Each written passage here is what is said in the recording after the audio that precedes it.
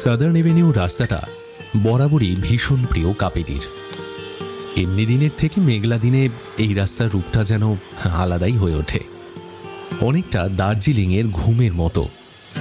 এমনি দিনে সাধারণ একটা পাহাড়ি স্টেশন, কিন্তু মেঘলা দিনে যেন মেঘের বাড়ি হয়ে যায় পাহাড় কন্যা ঘুম।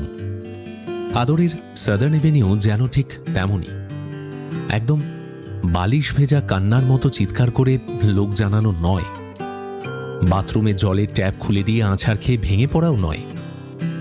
সেই কান্না অভিমানের, সেই কান্না একান্ত নিজের। সে শুধু মুখ চেপে ধরা বালিশটাই জানে। আজ যখন অর্চনাদি চর্যাপদের ক্লাস নিচ্ছিলেন আর ডানপিঠেরা নিজেদের মধ্যে খুনসুটি করতে ব্যস্ত ছিল, কাবেরী একদৃষ্টে চেয়েছিল ওর দিকে। ঘাড়ের কাছে চুলগুলো শক্ত বিনুনি বাঁধার কারণে কেমন অবাধ্যের মতো ছড়িয়ে ছিটিয়ে আছে, সকালের শিশির ধোয়া দুর্বার মতো। কানের সামনে ঠিক ময়ূরপঙ্খী কলকার মতো জুলফি, চেরা সিঁথি, ঘামে ভিজে গায়ের রঙের সঙ্গে মিশে যাওয়া সাদা ব্লাউজ ছাড়িয়ে পিঠের মাঝখান অবধি বিনুনি। সাদা পার নীল শাড়িটা এত যত্ন করে বোধহয় স্কুলের আর কোনো মেয়েরা পরে না। মুখটা করবি ফুলের মতো গোলাপি, দিনের শুরুতে সেটা থাকে হালকা গোলাপি ডালিয়ার মতো। তারপর দিনের তাপ বাড়তে বাড়তে আর ওই মাথার উপরে থাকা মান্ধাতার আমলের পাখাটার জ্বালাতনে সারা মুখটা কেমন শুকিয়ে আসে। একই সঙ্গে আরও গাঢ় হয়ে যায় গোলাপি রংটা। গাঢ় হয় বুকের সামনে লেপ্টে থাকা হালকা নীল শাড়িটাও। বুকের খাঁজ থেকে প্রথমে ভিজে যেতে থাকে, ভিজে যায় তরুণী সিংহীর মতো সরু কোমর আর পিঠ, হালকা মেদবহুল পেট। সারা মুখে ফুটে ওঠে আষাঢ়ের নতুন বৃষ্টির মতো বিন্দু বিন্দু জল। সবকিছুই এক দৃষ্টে দেখতে থাকে কাবেরী। ওর নাম দেবাদ্রিতা। 11-এ আসার আগে ভাবতেই পারেনি কারোর সৌন্দর্য ওকে এভাবে আকর্ষণ করতে পারে। ঋতুমতী হওয়ার পর থেকেই নাকি নারী দেহ পুরুষ সঙ্গী পাওয়ার জন্য উন্মুখ হয়ে থাকে। এটাই পৃথিবীর আদিমতম সত্য। ঋতুর নিয়মই ধারণ করা, আর সেই ধারণ করবে প্রকৃতি। অথচ কাবেরী ক্রমশ জড়িয়ে পড়ছে দেবাদ্রিতার মতো সুন্দরী রঙ্গে অঙ্গে। তাহলে কি ও ঋতুর বিপরীতে, প্রকৃতির বিপরীতে? আচ্ছা, ও নারী তো, কাকে করবে এই প্রশ্নটা? চর্যাপদের কথাগুলো কিছুই কানে ঢুকছিল না, মাথায় ঢোকা তো দূরের কথা। অর্চনাদির অস্তিত্ব বলতে ওই সামনের বেঞ্চে ভেসে আসা সুগন্ধি জর্দার গন্ধ, মিঠে পাতার জর্দা পান চিবোতে চিবোতে ক্লাসে পড়াতে গিয়ে ঠোঁটের পাশ দিয়ে গড়িয়ে পড়ছে পানের লাল রস। ইচ্ছে করে হাত পেতে একটু ছাঁচি নেবে, যেমন ওই ছোট বয়সে নিত ঠাকুমার থেকে। পান চিবিয়ে মিষ্টি ছাঁচিটা মুখের মধ্যে দিয়ে দিত আম্মা। আম্মা চলে গেছে, বছর 8 হলো, কিন্তু ঢাকুরিয়ার বাড়িতে এখনো আছে আম্মার ওই পানের বাটাটা। ওইদিকে তাকালি মনটা ডুকরে কেঁদে ওঠে কাবেরীর। লেক কালীবাড়ির পাশের পানের দোকানটা আম্মার চেনা ছিল।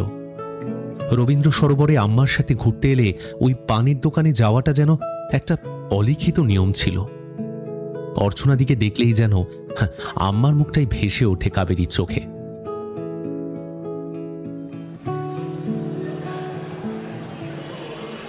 হঠাৎ দেবাদ্রিতা ওর দিকে তাকালো। সারা শরীর যেন কাঁটা দিয়ে উঠল কাবেরীর। সবকিছু ধরা পড়ে গেল কি ওর কাছে? মুচকি হেসে ওর দিকে একটা কাগজের টুকরো ছুঁড়ে দিল দেবাদ্রিতা। মুখের মধ্যে সে টুকরোটা লাগতেই ঘোর থেকে ছিটকে উঠল কাবেরী। ছোট্ট চিরকুটটায় লেখা, পাগলি।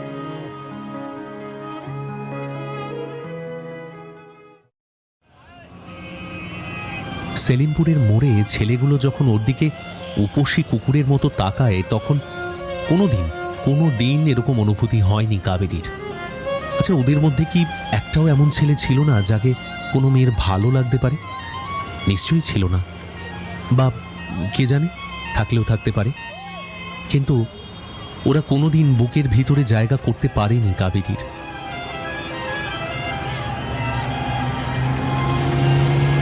কেয়াতলা রোডের প্রথম গলিটার সামনে থামল স্কুল বাসটা।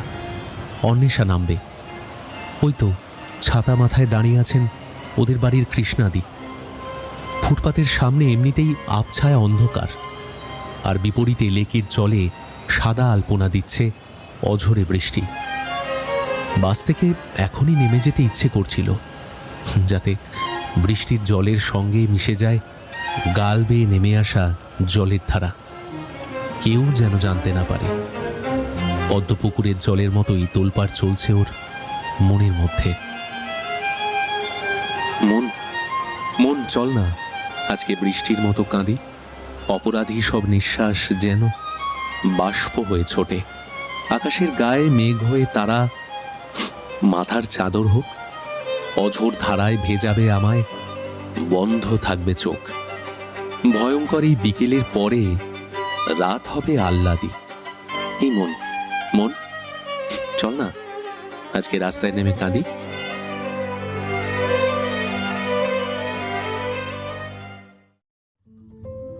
পুজোর ছুটির আগে স্কুলের সাংস্কৃতিক অনুষ্ঠানটা বরাবরের অন্যতম আকর্ষণ হাই স্কুলের সকলের কাছে।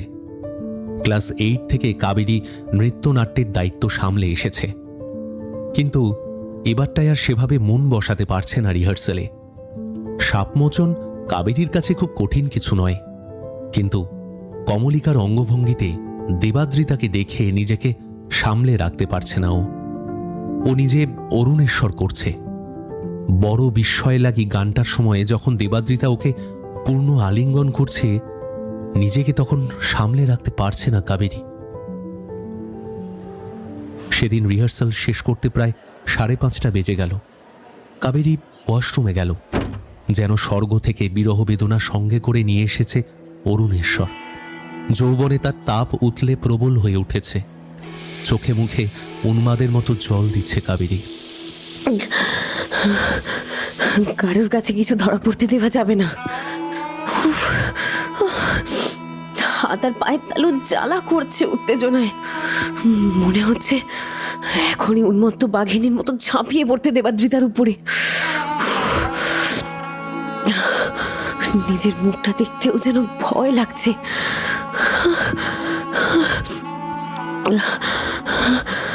ক্রমশ কোন দিকে চলে যাচ্ছি?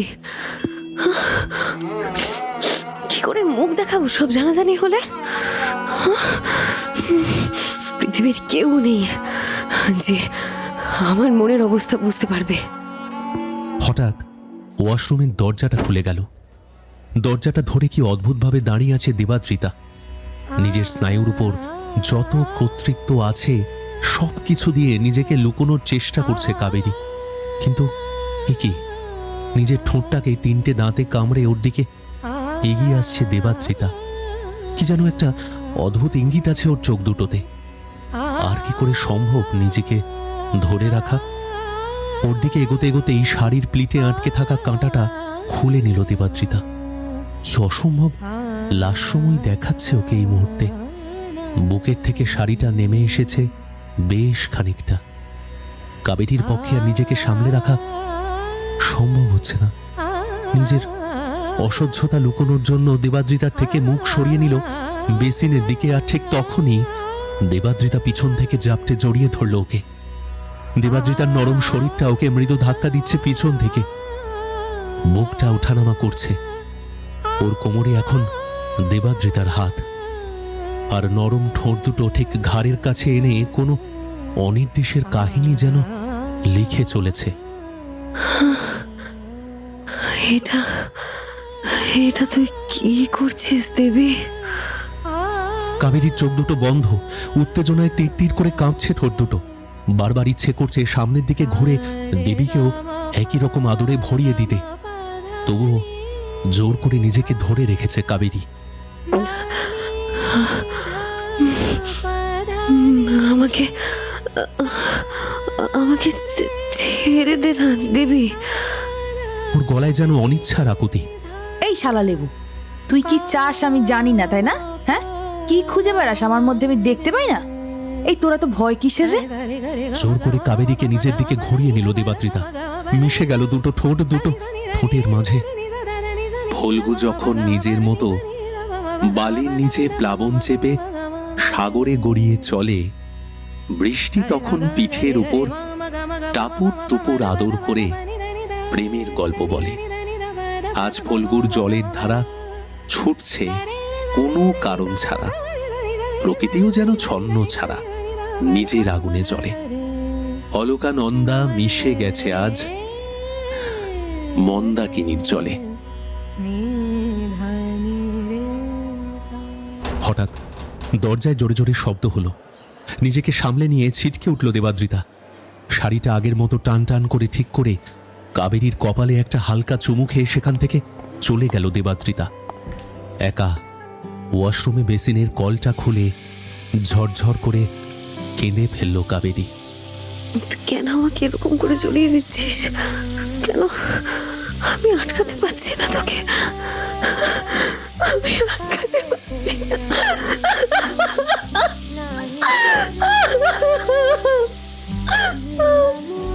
হাউসকিপিং এর ভদ্রমহিলা এসেছেন বাথরুম পরিষ্কার করতে। ও দিদি, তাড়াতাড়ি করো। আরে তোমাদের সাউথের বাসটা তো কখন দিয়ে হর্ন দিচ্ছে। এক ছুটে ওয়াশরুম থেকে বেরিয়ে ক্লাসে চলে গেল কাবেরী। ব্যাগটা নিয়ে সিঁড়ি দিয়ে খুব ধীরে ধীরে নামলো। না, আজ যা হলো তার পুরোটা যেন ওর এখনো বিশ্বাস হচ্ছে না। একদম পিছনে সিটের জানলার ধারে বসেছে কাবেরী। সাপমোচনের বিভিন্ন স্টেপ নিয়ে বাসের মধ্যে আলোচনা করছে সকলে। কেউ গান গাইছে, কেউ নিজের মতো স্টেপ অভ্যাস করছে, কিন্তু কোনো কিছুতেই যোগ দিতে ইচ্ছে উঠছে না ওর। হেডফোনটা কানে দিয়ে মোবাইলে একটা গান চালালো। আনবো না আনবো না, তোমার কাছে আমার গানের মাল্যখানি আনবো না।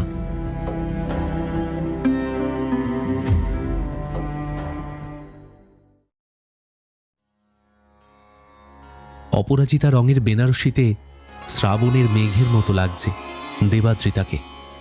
তুমি কি কেবলই ছবি? এই গানটাতে 3 বার স্টেপ ভুল হয়েছে, যদিও কেউ কিচ্ছু বুঝতে পারেনি। কিন্তু কাবেরী জানে ও রবীন্দ্রনাথের নৃত্যের তালে পা মেলাচ্ছে না, কারণ ওর ভিতরে চলছে অনাদিকালের বিরহ বেদনা। দেহটাকে শীতের ঝরা পাতার মতো লুটিয়ে দিতে ইচ্ছে করছে। আচ্ছা, কখন কখন একটু আলিঙ্গনের সুযোগ পাবো দেবীকে? যেন অরুণেশ্বরের আধার বাঁশ আজ তাকেই ভর করেছে। সুজাতা সদন হল, সকলের বাড়ির লোক, অন্ধকারের উপর থেকে ঠিকরে বেরোনো স্পটলাইটের আলো সবকিছু ছেড়ে কাবেরী এখন এই নীল বসনার দিকে মন প্রাণ ঢেলে বসে আছে। চলুন যাই দেখে আসি বাঁশবেড়িয়ার 341 বছরের অনন্ত বাসুদেব মন্দির। ওই যে জায়গাটা যেখানে কাজী সব্যসাচী উত্তেজিত হয়ে বলে ওঠেন, জ্বলে উঠল আলো, আবরণ গেল ঘুচে, দেখা হলো, চলে উঠল দুজনের সংসার। কমলিকা ঘর থেকে ছুটে বাইরে বেরিয়ে গেল। কিন্তু রাজার জগৎ থেকে তাকে ডাক দেওয়ার সময় ঘটে গেল এক ভয়ঙ্কর ঘটনা।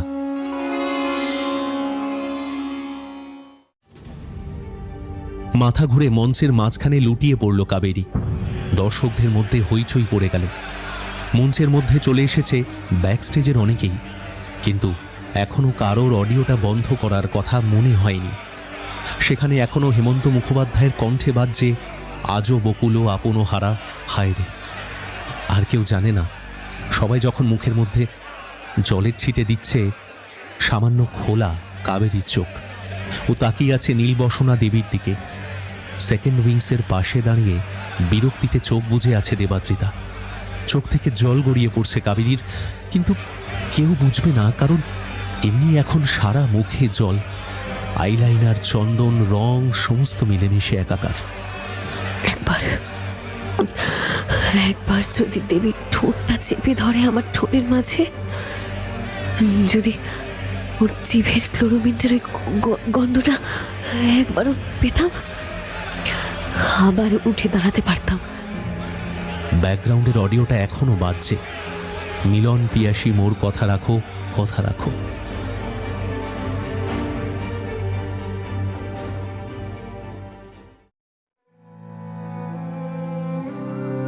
আর বলবেন না, কি যে নাটক শুরু করেছে কে জানে। খাওয়া দাওয়া বন্ধ করে দিয়েছে, এদিকে বিপি 110/55। ভাবতে পারেন? না না, আপনারা এত চিন্তা করবেন না, আমি দেখছি কি করা যায়। স্কুল থেকে শুভ্রাদি ফোন করেছিল বাবাকে। বাবা চিরদিনই ভীষণ কড়া, কোনোদিনও বোঝেনি কাবেরীকে। একজন মেয়ে কোন সময়ে খাওয়া বন্ধ করে দেয় কি করে বুঝবে বাবা? আজকের দিনেও মেয়েদের একমাত্র বন্ধু কান্না। প্রোগ্রামটা ভেস্তে যাওয়ার পর থেকে ফোনটা সুইচ অফ করে রেখেছে দেবাদ্রিতা।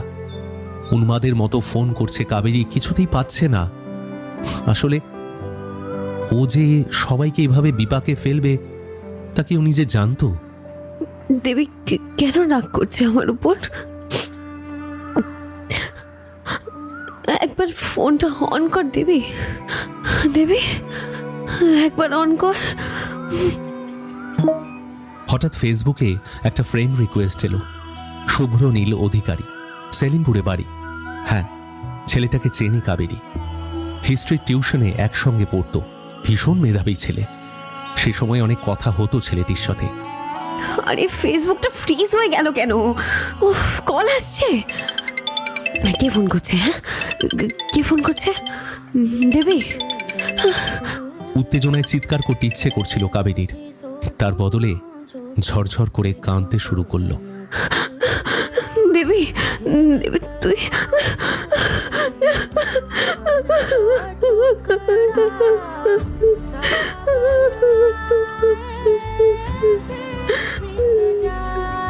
আওয়াজ করে কোনোদিনও কাঁদেনি, কিন্তু আজ কোনো বাধা নেই ওর আর দেবীর মধ্যে। আজ এই আকাশের বাঁধ ভেঙেছে, কিসের লজ্জা ভয়? মেঘেরা যদি আমাদের হয়, ভাবনা কিসের তবে? এই রবিবার ভাত ঘুম আর জঙ্গলি ভ্রমণ হবে। ভয় করি না আর, বোতাম খোলা বারান্দাতে আমাদের অধিকার। লালার রসে ভরিয়ে দেব বিকেলের স্কুল বাস। যদি না বৃষ্টি হয়, আজ সহবাস আগল ভেঙেছে, কিসের লজ্জা ভয়? আমার বলে রইল শুধু বুকের ভিতর মস্ত ধুধু।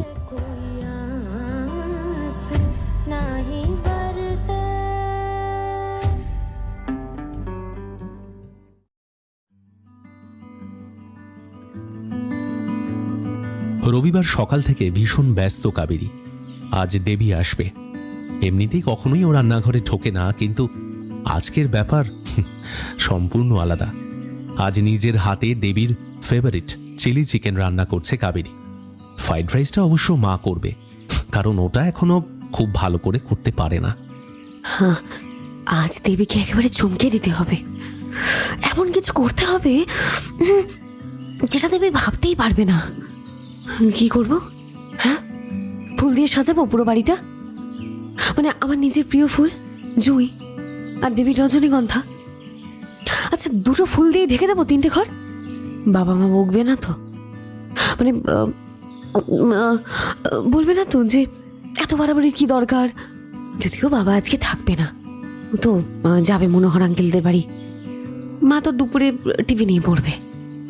আমার বেডরুমে উঁকি দেওয়ার কোনো চান্সই নেই। আজ নিজেকে সমর্পণ করার দিন। আজ যেন কোথাও কুণ্ঠা মনে না থাকে। মন প্রাণ দিয়ে যাকে চাই, আজ আজ তার কাছে ঢেলে দিতে হবে নিজেকে। প্রথম দিন তো দেবী এগিয়ে এসেছিল, সেই দিনটা আজও যেন অবিশ্বাস্য বলে মনে হয় আমার। একটা কথা আমি পরিষ্কার বুঝে গেছি, এই পৃথিবীতে দেবী ছাড়া আর কেউ নেই যে আমার ভেতরের প্রেমিকটাকে চিনতে পারে, আমাকে বুঝতে পারে।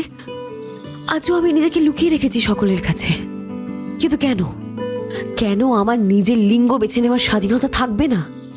আমি মেয়ে হয়ে জন্মেছি, এতে আমার তো কোনো হাত ছিল না, কিন্তু মনে মনে আমি পুরুষ হতে চাই। কেন কেউ সেই ইচ্ছেতে বাধা দেবে? দেবীকে দেখলেই আমার মনে আদি পুরুষ জেগে ওঠে। দেবী হলো সেই পুরুষের প্রকৃতি। আরেকটু হলেই 5টা পাকৌড়া একদম পুড়ে যেত। এক ঝটকায় যেন সম্বিত ফিরল কাবেরীর।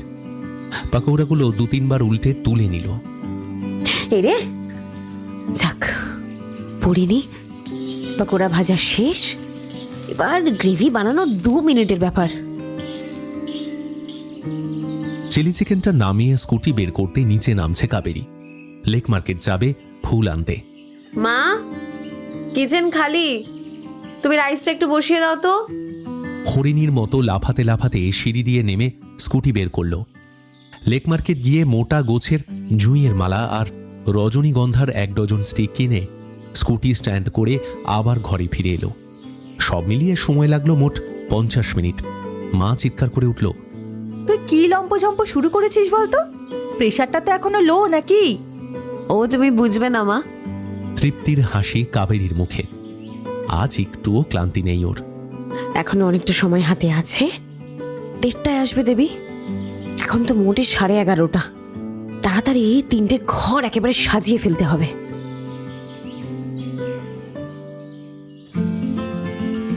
নিজেই উঠছে চেয়ারের উপর। কাঁটা পেরেকগুলো লাগানোই আছে দরজায়। জুঁইয়ের মালাগুলো টাঙাতে কোনো অসুবিধেই হলো না। বেডরুমের বেডসাইড টেবিলটাতে রজনীগন্ধার স্টিকগুলো রেখে স্নানে ঢুকলো কাবেরী। যাওয়ার আগে একবার ফোনটা চেক করলো। দেবীর হোয়াটসঅ্যাপ। কি করছিস কেপি? অপেক্ষা। লেখার পরেই কেমন একটা ঢেউ খেলে গেল কাবেরীর বুকে। আজ খুব ভালো করে স্নান করতে হবে। গুনগুন করতে শুরু করলো,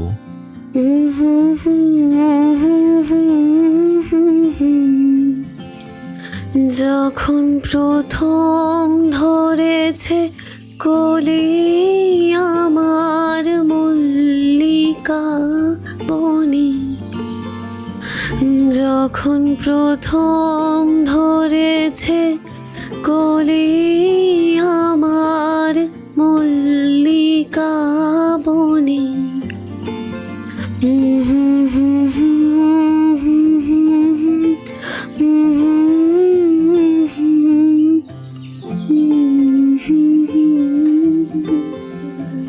বাথরুম থেকে বেরিয়েই ফোনটা দেখলো একবার।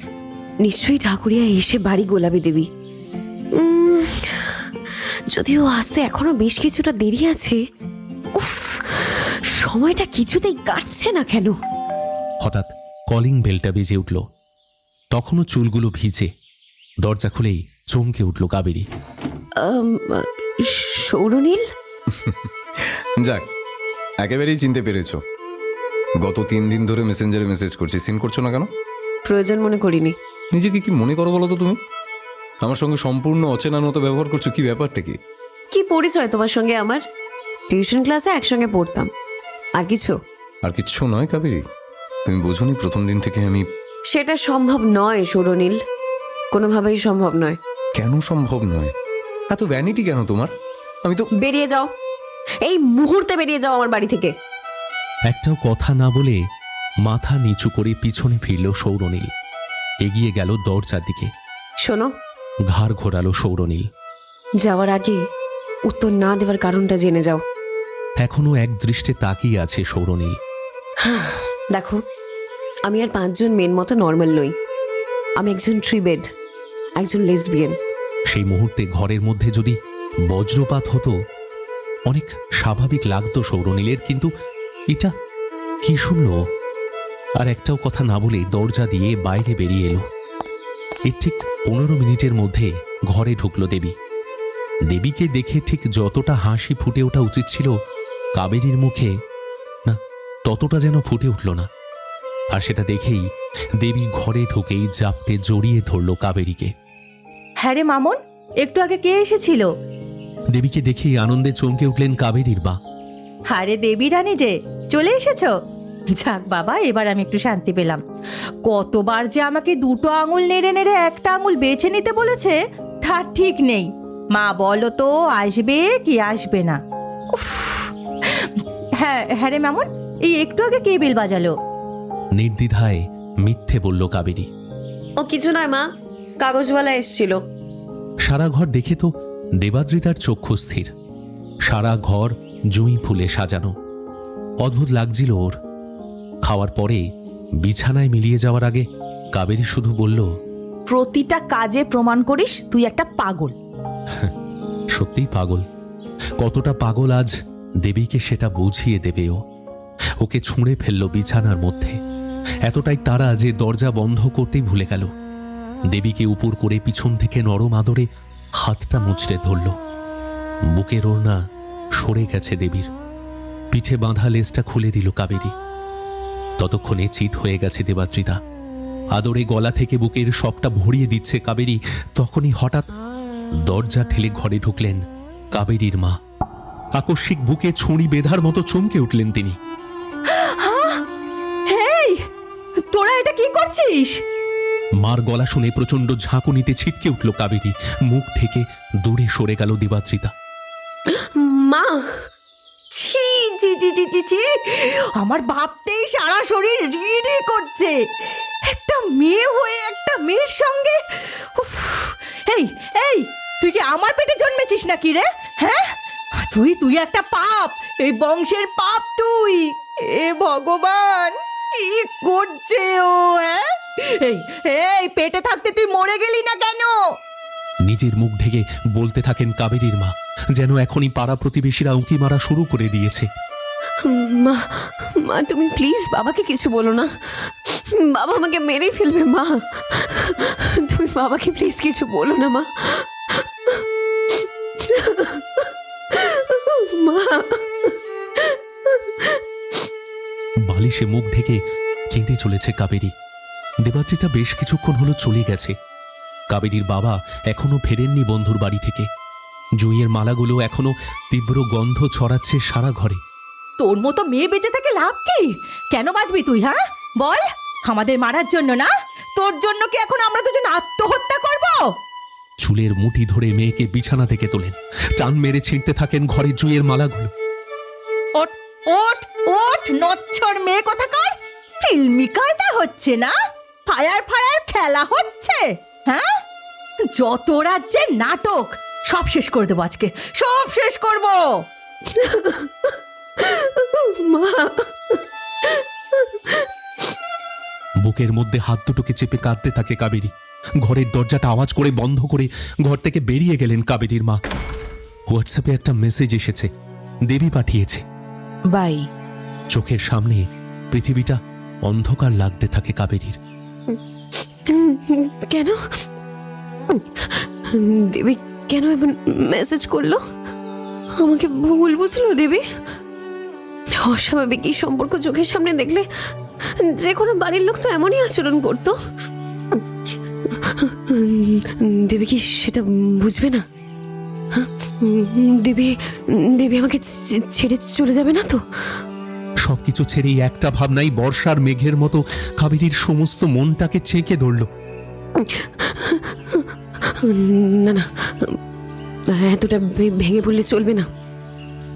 সত্যিটা যখন মায়ের সামনে এসছে তখন পুরোপুরি আসেই ভালো। ঘরের বাইরে এলো কাবেরী। তখনও মাথায় হাত দিয়ে ডাইনিং এর চেয়ারে বসে আছেন কাবেরীর মা। তোমাকে একটা পরিষ্কার কথা জানাই মা, তোমার মেয়ে অন্য মেয়েদের মতো স্বাভাবিক নয়। আমি একজন লেসবিয়ান, সমকামী, আর কোনোভাবেই তোমরা আমার সম্পর্কে বাধা দিতে পারো না। কারণ 377 আইনটা তো আর নেই, উঠে গেছে। এখন চাইলেই দুজন সমকামী মানুষ সম্পর্ক গড়তে পারে, এমনকি বিয়েও করতে পারে। নিজের শরীর আর মনের সমস্ত শক্তি এক করে মুখস্থ আবৃত্তির মতো বলে গেল কাবেরী। কথাগুলো বলে ফেলে যেন শরীর থেকে একটা ভার নেমে গেল। আর নিজেকে ধরে রাখতে পারল না, টলে পড়ে গেল মেঝের উপরে। না না, মেয়ের মাথায় সমস্যা হয়েছে। নাহলে একটা সুস্থ সবল মেয়ে কখনো এমন আচরণ করতে পারে? ডাক্তার সতীনাথ বসু, হ্যাঁ, ডাক্তার সতীনাথ বসুকেই দেখাতে হবে। এর আগেও নিজের ডিপ্রেশনের জন্য ওষুধ খেয়েছেন শর্মিলা। অব্যর্থ, এক পাতা ওষুধে ডিপ্রেশন উধাও। ওকে একবার দেখালেই না মেয়ের এইসব অল্প বয়সের রোগ সব কেটে যাবে। আর ওই ডাইনি দেবাদ্রিতার থেকে আমার মেয়েটাকে যেভাবেই হোক আলাদা করতেই হবে। কাবেরী জানেই না কখন অলোকেশ মানে ওর বাবা ফিরেছেন বন্ধুর বাড়ি থেকে। পুরো ঘটনাটা শুনে আগুনের মতো জ্বলে উঠেছিলেন অলোকেশ। এবছরই আমার সোসাইটির সেক্রেটারি হওয়ার কথা, আর এই মেয়ের জন্য কিনা আমাদের সঙ্গে তো সম্পর্ক ছেদ করে দেবে সোসাইটির সবাই। ভেবেছিলেন পিটিয়ে মেরে ফেলবেন মেয়েকে, কিন্তু সেখানে বাদ সাধেন শর্মিলা। শোনো না, ফুর্তি বয়সের মেয়ে তো কি করতে কি করে ফেলবে, এখন তো হামেশাই এইসব চারিদিকে শোনা যায়। তার থেকে সতীনাথ বসুকে দিয়ে কাউন্সেলিং করিয়ে ওষুধ খাওয়ালেই না সব পাগলামো উধাও হয়ে যাবে। কি গো, শুনছো? এই শোনো, তুমি কালকেই এমপ্যাথিতে অ্যাপয়েন্টমেন্ট করো, যত টাকা লাগে লাগুক, আমাদের মেয়েকে সুস্থ করতেই হবে। অ্যাপয়েন্টমেন্ট হলো। ডক্টর বসু জানালেন এমন কেস উনি অনেক হ্যান্ডেল করেছেন। পরের দিনই বিকেল 5টায় ওরা 3 জনে যাবেন অজয়নগরের এমপ্যাথিতে, ডক্টর সতীনাথ বসু চেম্বারে। ও জুঁই, বল না আমায় তুই, ওকে না পেলে তোকেই কেন এত ভালোবেসে ছুঁই? আমার মনের জমা কান্নারা যেদিন আকাশ ছোঁবে, তোর কাছে কি নিরুদ্দেশের কোনো ডাক পৌঁছবে? যেন আমাদের গাঁট ছাড়া বাঁধা সুতোয় বাঁধার মতো, পায়ে পিষে গিয়ে স্নিগ্ধ সাদা আজকেও অক্ষত। আমি কাঁদলে আমার সঙ্গে কাঁদিস না কেন তুই? ও জুঁই।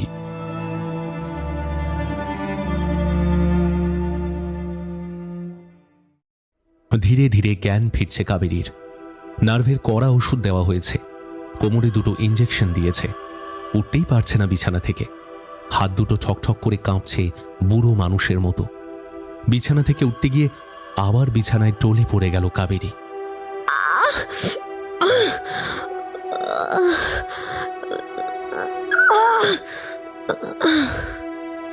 ব্যথায় কোঁকিয়ে উঠল, কিন্তু না, হেরে গেলে চলবে না।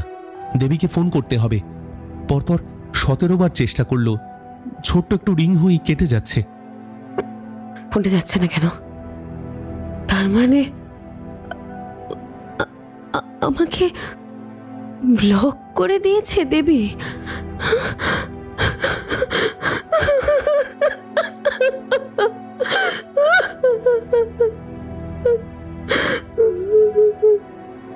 অনাদরের এক চরম স্বাধীনতা আছে।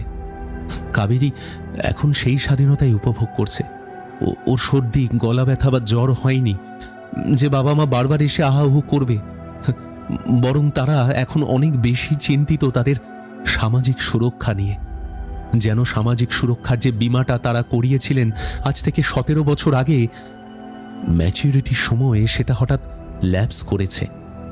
তারা যেন এখন কাবেরীকে সহ্যই করতে পারছেন না।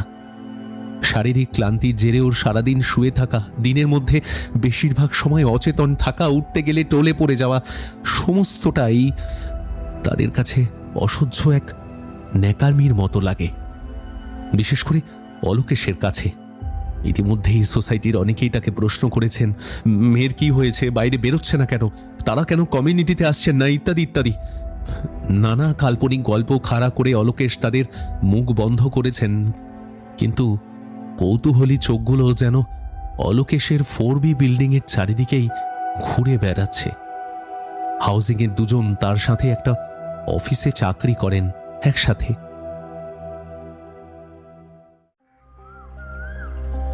অফিসেও সবাই আমার মধ্যে অস্বাভাবিকতা খুঁজে পাচ্ছে, আর বাড়িতে এই মেয়ে বৃদ্ধের মতো হাত পা কাঁপছে আমার।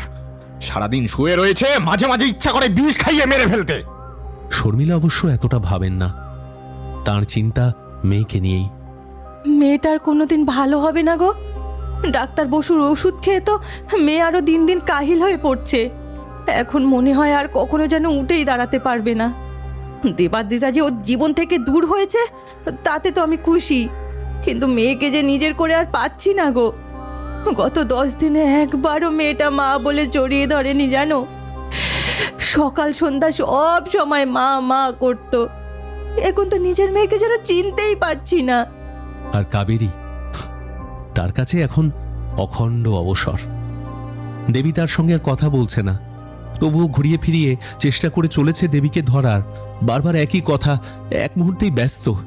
অথচ এই দেবী প্রথম এসেছিল ওর দিকে, সবকিছু আজকে কেমন ধোঁয়াশার মতো লাগছে ওর কাছে। হঠাৎ মেসেঞ্জারে একটা মেসেজ, সৌরনীল।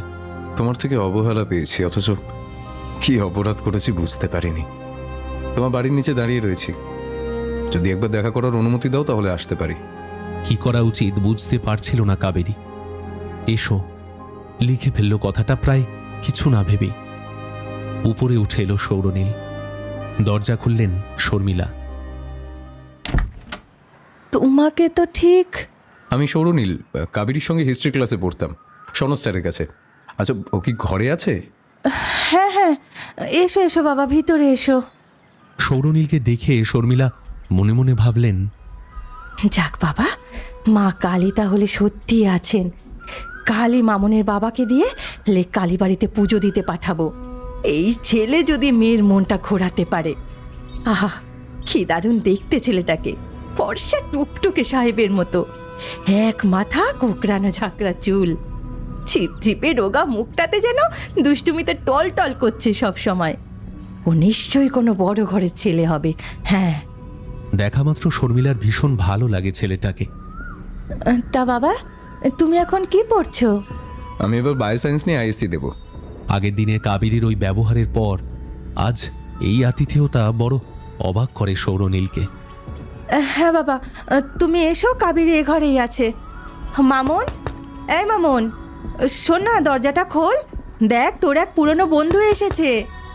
দরজায় টোকা দিয়ে আবার সৌরনীলের দিকে ফিরে বলেন, আসলে বাবা, ওর শরীরটা কয়েকদিন ধরে ভালো নেই। কি হয়েছে? ওই একটু জ্বর জ্বর মতো। যাও না বাবা, তুমি নিজে গিয়ে জিজ্ঞেস করো। শর্মিলা যেন ঢোক গিললেন কথাটা বলার সময়। একটা সাদা 3/4-এর সঙ্গে কালো টি শার্ট পরে আছে কাবেরী। সৌরনীল আসার আগে চুলগুলোকে যথাসম্ভব গুছিয়ে নিয়েছে। নিজেকেও গোছানোর অনেক চেষ্টা করেছে, কিন্তু পারেনি। ঘরে ঢুকে ওকে দেখে চমকে যায় সৌরনীল। এই কাকে দেখছে চোখের সামনে? চোখের তলায় কালি, মুখটা বিবর্ণ ফ্যাকাশে, ঠকঠক করে কাঁপছে হাত দুটো। উঠে দাঁড়ানোর বিন্দুমাত্র শক্তি নেই। কিছুটা দাঁড়ানোর চেষ্টা করেই আবার বিছানায় বসে পড়ে। তোমার কি হয়েছে কাবেরী? গত 11 দিনে একবারও কেউ এভাবে কথা বলেনি তার সঙ্গে। কথাই বা কজনে বলেছে গুণে বলা যায়। গলা থেকে ছিটকে বেরিয়ে আসতে চাইছিল কান্না, তবু জোর করে নিজেকে সামলে নিয়ে বলল, তুমি আবার কেন এসেছো এখানে? তোমাকে তো আগের দিন বললাম, যা ভাবছো সেটা সম্ভব নয়। একজন বন্ধু শুধু আর একজন বন্ধুর থেকে বুঝি ওইটুকুই চাইতে পারে। আমি বলতে এসেছি তুমি ভুল করছো কাবেরী। ঠিক ভুলের হিসেব করার তুমি কে? তোমার সঙ্গে আমার কোনো সম্পর্ক নেই। আমার পার্টনারের নাম শুনবে, দেবাদ্রিতা রায়। দেবাদ্রিতা রায় তোমাদের স্কুলের? নিউ আলিপুর বি ব্লকে থাকে। তুমি কি করে জানলে? কারণ গত 2 বছর ধরেও আমার বন্ধু ইন্দ্রনীলের গার্লফ্রেন্ড। মানে আর কিছুই নয়। তুমি নিজে একজন হোমোসেক্সুয়াল, কিন্তু ও হোমো নয়, ও বাইসেক্সুয়াল। তোমার সঙ্গে আনন্দ করেছে ঠিকই, কিন্তু আসল জায়গায় একদম ঠিক। কাবেরীর চোখে ঘোর অবিশ্বাস। বিশ্বাস না হলে চলো, আজ তো বুধবার, এখনই ওদের দুজনকে একসঙ্গে ইলিয়ট পার্কে দেখিয়ে দিতে পারি তোমাকে। যাবো তো বটেই। আমি অন্য কারোর কথায় দেবীকে অবিশ্বাস করতে পারবো না। কাবেরী যেন নিজের দুর্বলতার কথা সম্পূর্ণ ভুলে গেছে। হঠাৎ সৌরনীলের চোখ পড়ে যায় ড্রেসিং টেবিলের ওপর। আচ্ছা, তুমি ফোলিয়াক্ট কেন খাচ্ছ? এটা তো নার্ভের ওষুধ। মা বাবার ধারণা মেয়ের মাথা খারাপ হয়ে গেছে, তাই সাইকোলজিক্যাল চিকিৎসা চলছে। ছি ছি ছি ছি, তোমার মাকে তো এমন মনে হয়নি কখনো। ছুটে বাইরে বেরিয়ে আসে সৌরনীল। এসো বাবা, এসো, একটু মিষ্টি মুখে দাও। মিষ্টি পরে খাবো, আগে বলুন ওকে সাইকিয়াট্রিস্ট কেন দেখানো হয়েছে? ও দুর্মতির কথা তোমাকে আর কি বলবো বাবা। কিচ্ছু বলতে হবে না, কারণ আমি পুরোটা জানি। কিন্তু সেটা জেনেটিক ক্রোমোজোমের জন্য। আগে যে বিষয়টা ছিল শুধুমাত্র এম এবং এফ, মানে মেল এবং ফিমেল, এখন সেটাই GLBI, অনেক ভ্যারিয়েশন। বিষয়টা এখন অনেক কমপ্লিকেটেড। জি মানে গে, যখন একজন ছেলের ছেলেকে ভালো লাগে। এল মানে লেসবিয়ান, যখন একটা মেয়ের আর একটা মেয়েকে ভালো লাগে। এখনো সৌরনীলের দিকে কেমন ফ্যাল ফ্যাল করে তাকিয়ে আছেন শর্মিলা। এই ট্রিটমেন্ট বন্ধ করুন কাকিমা, নয়তো কাবেরীকে কিন্তু বাঁচানো যাবে না। বেশ, ওর বাবা অফিস থেকে ফিরুক, ওকে বলে দেখব। তুমি যা বলছো তাই যদি হয় তাহলে তো। কাকুকে বোঝান কাকিমা, এটা সাইকোলজিক্যাল সমস্যা নয়। কাবেরীর মেয়ে পার্টনারই লাগবে এবং সেটা আপনাদের মেনে নিতেও হবে, যেভাবে আমি মেনে নিয়েছি। কিছু বললে বাবা? না, আপনার সামনে এই কথাগুলো বলতে আমার খারাপ লাগছে, কিন্তু এটাই বাস্তব। কাবেরী রেডি হয়ে চলে এসেছে। কই, কোথায় নিয়ে যাবে? চলো। তোমরা এই অবস্থায় আবার কোথায় বেরোবে? এই সামনেই কাকিমা, আমার সঙ্গে মোটর বাইক আছে, চিন্তা নেই, আবার পৌঁছে দিয়ে যাব। যাক, ভালোই হয়েছে। ঘরের মধ্যে আটকা থাকতে থাকতে মেয়েটা আরও অসুস্থ হয়ে পড়েছে, তার থেকে একটু বাইরে বেরিয়ে এলেও মনটা ভালো হবে। কাবেরী সৌরনীলের সঙ্গে বাইরে যেতে শর্মিলা যেন খুশি হলেন। ওরা বেরিয়ে যেতেই বাড়ি ফিরলেন অলোকেশ। শর্মিলা নিজের মতো করে তাকে বুঝিয়ে বললেন সৌরনীলের বলা কথাগুলো। অলোকেশ যেন আগুনে ঘি পড়ার মতো জ্বলে উঠলেন। এই ওকে কাপ্তানি করতে বারণ করো, এটা আমাদের ফ্যামিলি ম্যাটার। ডাক্তার বসু বলেছেন বাড়িতে রেখে চিকিৎসা করা সম্ভব নয়, মেয়েকে হোমে দিতে হবে। এখনই গাড়ি আসবে নিয়ে যেতে, মানে সোজা কথায় অ্যাসাইলাম। তুমি কি করলে?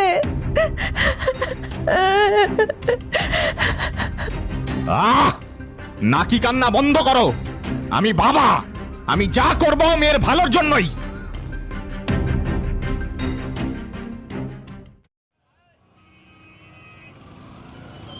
ইলিয়েট পার্কে ইন্দ্রনীলের বুকে মাথা রেখে বসে আছে দেবাদ্রিতা। ওদের একদম সামনে গিয়ে দাঁড়ালো কাবেরী। যেন কিছুটা চমকে উঠল দেবাদ্রিতা। কিরে তুই এখানে? আমার ফোন ধরছিস না কেন? আমার ইচ্ছে। কাবেরীর চোখের দিকে তাকাতে পারছে না দেবাদ্রিতা। জল জল করছিল কাবেরীর চোখ দুটো। হঠাৎ জলে ভিজে গেল। দেবী, দেবী, দেবী, দেবী, আমি তোকে ছাড়া বাঁচবো না। আমাকে প্লিজ ছেড়ে যাস না, প্লিজ। আমি তোকে ছেড়ে বাঁচবো না দেবী, দেবী। Shut up. এতক্ষণ চুপ করে বসে থেকে এবার ইন্দ্রনীল বলে উঠল, মেয়েটা কেড়ে দেবি?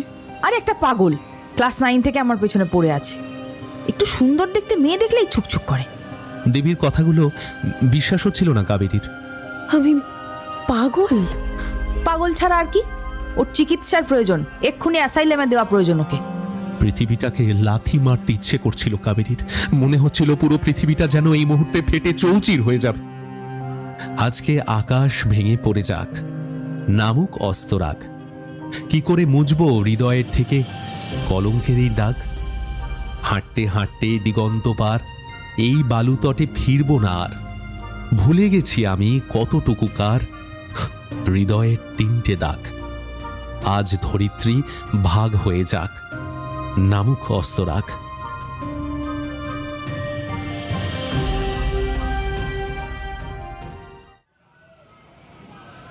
সেলিমপুরের মোড়ে এসে সৌরনীল বলল, সাবধানে যেও। বাড়ির সামনে দাঁড়িয়ে আছে অ্যাসাইলামের জাল দেওয়া গাড়ি। 4 জন মিলে গাড়িতে ট্রেনে তোলার সময় একটাই নাম ধরে চিৎকার করছিল কাবেরী, সৌরনীল, সৌরনীল, সৌরনীল, সৌরনীল। কেউ শুনল না। না, সৌরনীলও নয়। 4টে নোংরা দেওয়ালে নানা রকমের দাগ, বিশ্রী কদর্য কিছু লেখা, স্যাঁতস্যাঁতে অন্ধকার। এইটাই এখন কাবেরীর জীবন। এখানে আসার পরে 3 দিন প্রায় কোনো জ্ঞানই ছিল না তার। একটা কড়া ইঞ্জেকশন দেওয়া হয়েছিল। এখনো বেশিক্ষণ দাঁড়াতে গেলে মাথাটা ঘুরে যায়। সব থেকে অসহ্য বিষয় হলো বাথরুমের ছিটকিনি নেই। আশা থেকে একটা দানা খাবারও স্পর্শ করেনি সে, যদিও রাজভোগ সাজিয়ে কেউ তাকে খেতে দেয়নি। মোটা চালের ভাত, ডালের জল আর ওই খোসা শুদ্ধ তরকারি। কোনোদিনই এমন খাবার চোখেই দেখেনি, খাওয়া তো ভাবতেই পারে না। চোখের সামনে সেই খাবারই হাপুস হুপুস করে গিলছে বাকি সবাই। ওদের দিকে তাকালেও কেমন চোখ ভিজে যায় কাবেরীর। ওদের আর জীবন বলে কিছু নেই আসলে। ওর ঠিক সামনেই এক থালা ভাত নিয়ে পা ছড়িয়ে বসে আছে।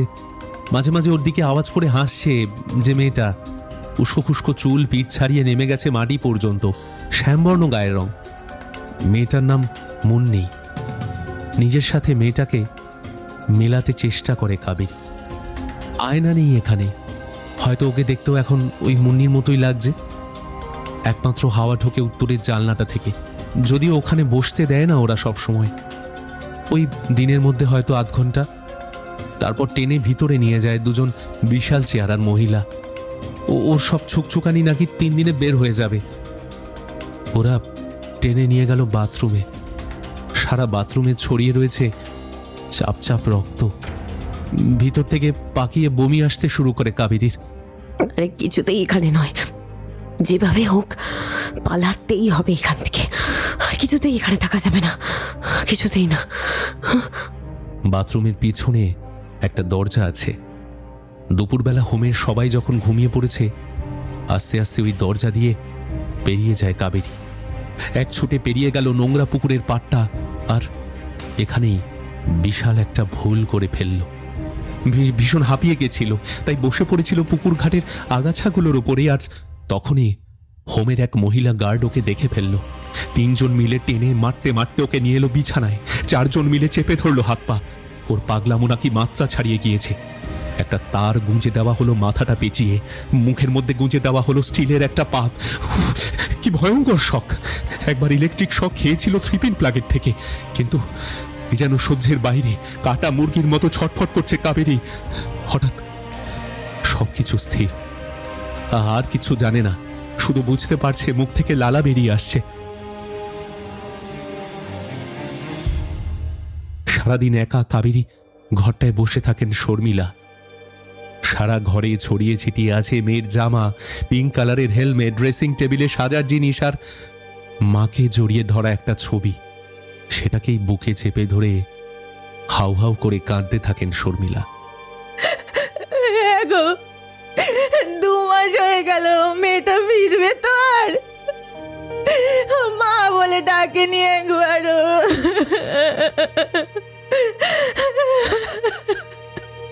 স্কুটিটায় ধুলো জমে সাদা হয়ে গেছে। 2টো আয়নার মাঝে মাকড়সার জাল। চাকা দুটোয় হাওয়া নেই। সিটের উপর এখনো লেখা K+D, কাবেরী প্লাস দেবী। সবকিছুই যেন জীবন থেকে মুখ ফিরিয়ে নিয়েছে। হঠাৎ কলিং বেলটা বেজে উঠল। চমকে উঠে দরজা খুলতে এলেন শর্মিলা। অলোকেশ, মুখটা ভীষণ থমথমে। হ্যাঁ গো, আমাদের মামুনের কি খবর? ওরা ছেড়ে দিচ্ছে, ডাক্তার বসু হাল ছেড়ে দিলেন। আমাদের মেয়ে আর ভালো হবে না। কিছুক্ষণ স্তব্ধ হয়ে থেকে অলোকেশ চিৎকার করে উঠলেন। আমি ওই ডাক্তারের নামে কেস করব, ওকে খানি ঘুরিয়েই ছাড়বো। আমাকে ভরসা দিয়ে কিনা। তাতে লাভ? তুমি ওর সঙ্গে পারবে? তুমিই সর্বশান্ত হবে। আমার মেয়েটার জীবন আমি শেষ করে দিলাম শর্মি। একবারও যদি ওকে বুঝতে চাইতাম গো। শর্মিলা অবাক হয়ে দেখলেন চিৎকার করে কাঁদছেন অলোকেশ। 20 বছরে এমন কখনো দেখেননি তিনি।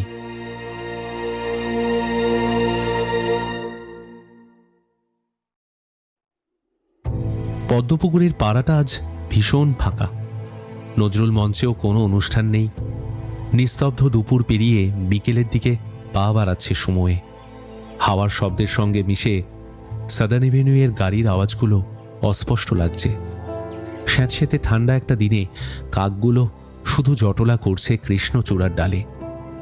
প্রত্যেক দিন এখানে এসে বসে থাকে সৌরনীল। অনেকদিন গিয়ে ঘুরে এসেছে কাবেরীর বাড়ি থেকে।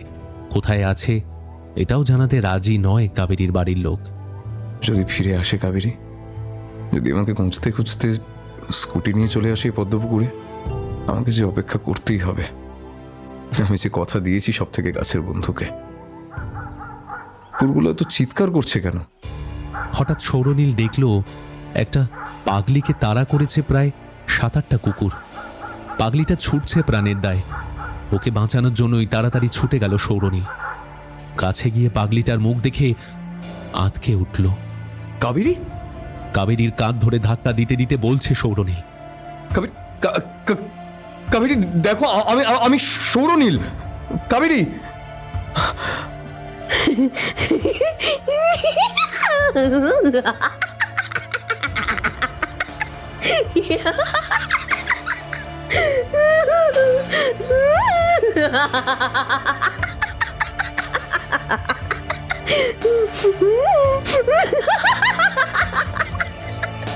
ওর আওয়াজকে ছাপিয়ে হা হা করে হেসে উঠল কাবেরী। কি বিভৎস সেই হাসি!